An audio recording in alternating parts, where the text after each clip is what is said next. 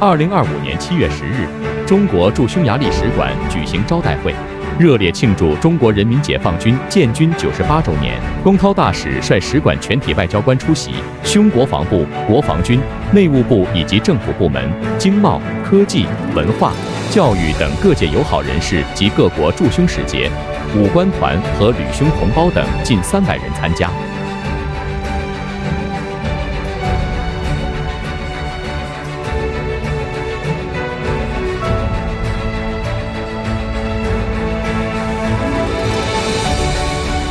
来宾纷纷祝贺建军98周年，盛赞中国国防和军队现代化建设取得的伟大成就，以及中国军队为世界提供公共安全产品的卓越贡献，祝愿中匈新时代全天候全面战略伙伴关系深入发展，两军合作再结硕果。